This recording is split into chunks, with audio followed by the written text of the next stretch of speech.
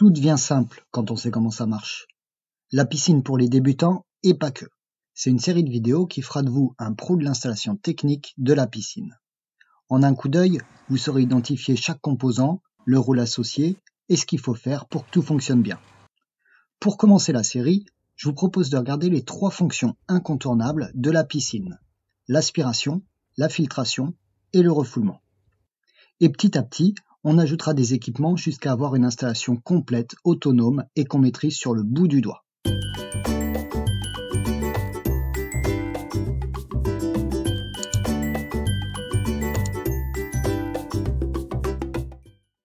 L'eau du bassin nécessite d'être régulièrement filtrée pour rester saine et limpide. Il faut donc prélever l'eau, la filtrer et la réinjecter dans le bassin. Le prélèvement de l'eau s'effectue par les bouches d'aspiration, le skimmer et la bande de fond. Le skimmer permet d'aspirer l'eau en surface. Il écume la surface de l'eau. L'objectif est de capter les saletés qui flottent avant qu'elles tombent au fond du bassin, car une fois au fond, c'est plus difficile à récupérer. Le skimmer dispose d'un volet dont le but est de retenir les saletés dans le skimmer lorsque la pompe est éteinte. Quand la pompe est allumée, le volet se baisse et laisse entrer l'eau. Quand la pompe est à l'arrêt, le volet se lève et empêche les saletés de retourner dans le bassin. Le skimmer dispose d'un panier pour capter les plus gros déchets. Ce panier est à vider régulièrement. La seconde bouche d'aspiration, c'est la bombe de fond. Elle aspire l'eau depuis le fond du bassin pour assurer un bon brassage, une bonne circulation de l'eau dans l'ensemble du bassin. Ça évite que l'eau ne circule qu'en surface. Elle permet également de vider le bassin lorsqu'on souhaite baisser le niveau d'eau sous le skimmer, comme en hivernage passif par exemple. Sur la ligne d'aspiration, on trouve également la prise balai, mais sa fonction est différente. La prise balai sert au nettoyage du bassin. On en reparlera dans une vidéo dédiée. Les 2 lignes d'aspiration, skimmer et bande de fond, ainsi que la prise balai, sont regroupées au niveau du collecteur. Chaque ligne dispose d'une vanne d'arrêt en amont du collecteur pour ouvrir, fermer ou ajuster le débit dans chacune des voies. La sortie du collecteur part vers l'entrée de la pompe piscine qui entraîne l'eau vers le filtre. La pompe dispose d'un pré-filtre qu'il faut nettoyer de temps en temps, mais c'est principalement le filtre du skimmer qui retient les plus gros déchets.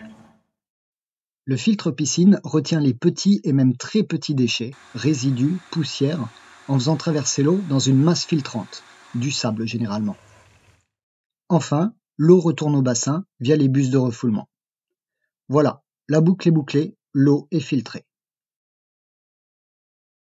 Qu'est-ce qu'il faut savoir sur ce qu'on vient de voir?